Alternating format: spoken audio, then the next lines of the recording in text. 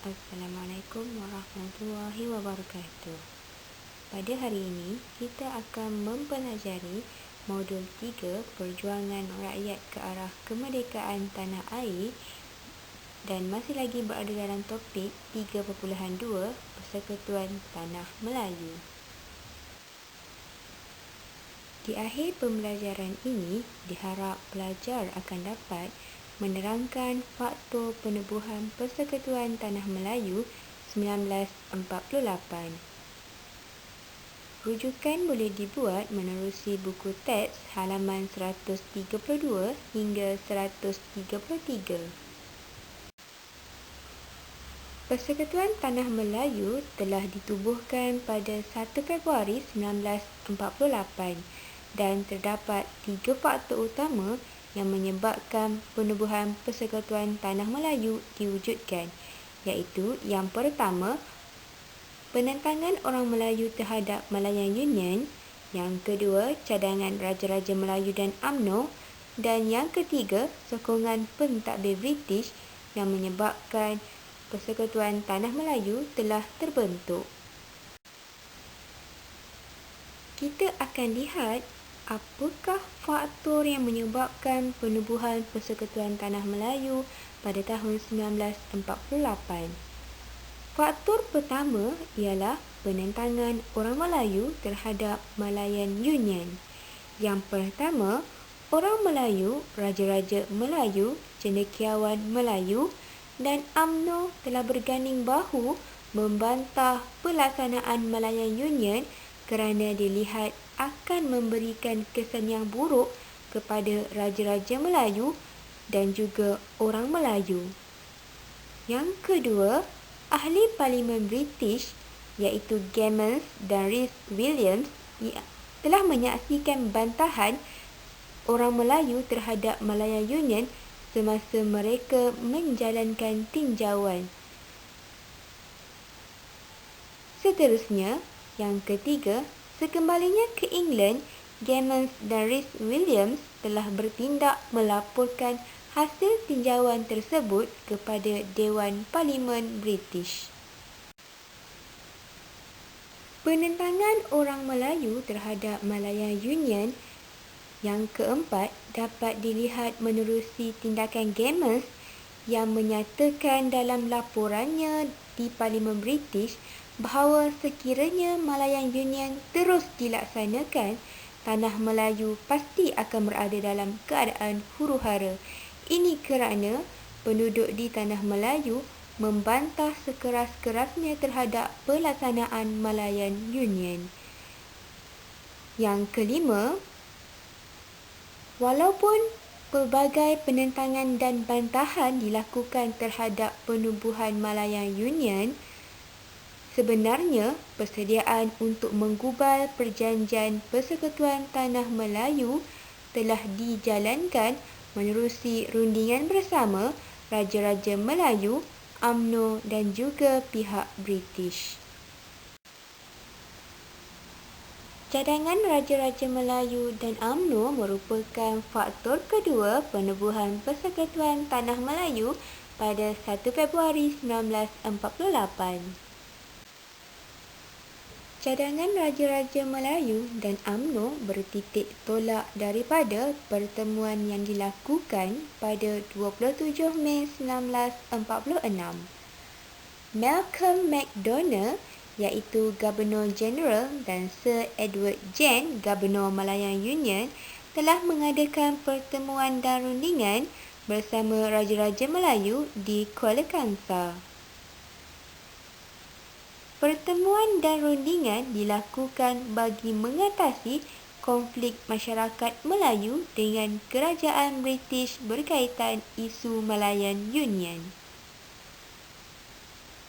Hasil daripada pertemuan dan rundingan tersebut, beberapa cadangan telah dikemukakan, iaitu yang pertama, penubuhan persekutuan bertaraf naungan dan bukannya tanah jajahan. Yang kedua, perjanjian baharu untuk menggantikan Malayan Union yang tidak mendapat sambutan daripada penduduk di tanah Melayu. Yang ketiga, jawatan Pesuruhjaya Tinggi bagi menggantikan jawatan Gubernur. Yang keempat, Raja perlulah berkuasa dalam bidang perundangan. Dan yang kelima, perkataan negeri-negeri Melayu perlu muncul dalam persekutuan yang baharu. Sultan Perak selaku jurucakap Raja-Raja Melayu telah menjelaskan kepada Sir Edward Gen untuk mendesak British agar menerima usul pembentukan persekutuan yang dicadangkan oleh Raja-Raja Melayu sebelum membincangkan perkara-perkara lain. Gemens dan Rhys-Williams telah menyampaikan surat bantahan daripada Sultan Perak kepada Parlimen British. Kandungan surat baginda berbunyi, tiada seorang pun yang dapat menahan daripada berduka cita terhadap perbuatan tergopoh gabah dalam menentukan nasib sesuatu bangsa. Saya telah menurunkan tanda tangan oleh sebab saya dipaksa dan dilakukan secara terburu-buru. Tidak boleh dikatakan saya telah bersetuju dengan butir di dalam Malayan Union. Kandungan surat yang disampaikan oleh baginda menjelaskan bahawa baginda telah menurunkan tanda tangan secara terburu-buru dan paksaan tanpa persetujuan dan kerelaan hati baginda. Baginda dipaksa untuk mempersetujui penubuhan gagasan Malayan Union. Sokongan daripada pentadbir British juga merupakan faktor yang menyebabkan penubuhan Persekutuan Tanah Melayu pada 1 Februari 1948. Terdapat beberapa orang pentadbir British yang telah memberi sokongan terhadap penubuhan Persekutuan Tanah Melayu 1948. Pentadbir British menyokong konsep persekutuan kerana dilihat dapat mewujudkan keamanan, kestabilan dan kemajuan ekonomi di negeri-negeri Tanah Melayu. Pegawai tinggi British yang mendorong British membentuk Persekutuan Tanah Melayu terdiri daripada Sir Edward Gen, Malcolm MacDonald, Sir Ralph Horn, Gemens, A.T. Newbold, Roland Bradel, W. Lyhan, Theodore Adams. Sir Ralph Horn telah mencadangkan British agar melibatkan Raja-Raja Melayu dalam pentadbiran berasaskan perlembagaan. Perkara ini dapat memberi kuasa tertentu kepada Sultan dalam Majlis Negeri dan juga Majlis Perundangan. Sokongan pentadbir British dapat dilihat pada Mei 1946 apabila Sir Edward Gen telah mengadakan perjumpaan dengan Wakil UMNO di Pulau Pinang, dan seterusnya 18 Julai 1946 satu perjumpaan di King House Kuala Lumpur telah diadakan bagi memberi peluang kepada Dato' Onn Jaafar dan Raja-Raja Melayu mengemukakan cadangan balas. Sokongan daripada pentadbir British juga diberikan kerana mereka melihat pembentukan persekutuan dapat mewujudkan politik yang stabil. Ini kerana apabila politik di negeri-negeri Melayu stabil, maka perkara ini akan mendorong pelabur-pelabur luar untuk melabur di negara ini, iaitu di Tanah Melayu.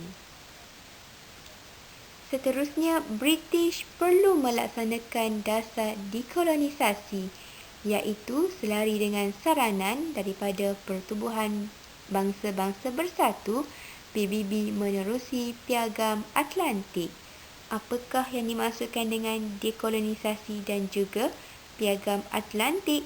Perkara ini akan dihuraikan sebentar lagi. Dekolonisasi bermaksud proses ke arah berkerajaan sendiri. Ini bermaksud British perlulah memberi peluang kepada raja-raja Melayu dan penduduk di tanah Melayu untuk mentadbir kerajaan mereka sendiri tanpa campur tangan kuasa asing. Seterusnya, apakah yang dimaksudkan dengan Piagam Atlantik? Piagam Atlantik telah diisytiharkan pada Ogos 1641 dan dirangka oleh Britain dan Amerika Syarikat. Piagam ini memegang prinsip dengan matlamat pelan tindakan untuk dunia selepas berlakunya peperangan, iaitu yang melibatkan Perang Dunia Pertama dan Perang Dunia Kedua. Ini bertujuan supaya tiada lagi perluasan wilayah yang mana akan menyebabkan tercetusnya peperangan yang akan menyebabkan keadaan dunia berada dalam huru-hara. Oleh yang demikian, Piagam Atlantik ini mempunyai prinsip agar dunia berada dalam keadaan aman dan sejahtera. Okey, ini merupakan gambar Sir Edward Gen berucap selepas Raja-Raja Melayu menandatangani Perjanjian Persekutuan Tanah Melayu pada 21 Januari 1948. Secara keseluruhannya, bantahan yang dilakukan oleh orang Melayu terhadap Malayanian dan cadangan Raja-Raja Melayu mengenai Persekutuan Tanah Melayu telah mendapat perhatian dan simpati daripada pihak pentadbir British. Malahan, perkara tersebut telah memberi kesedaran kepada British bahawa Malayanian ditolak oleh segenap lapisan penduduk yang berada di tanah Melayu.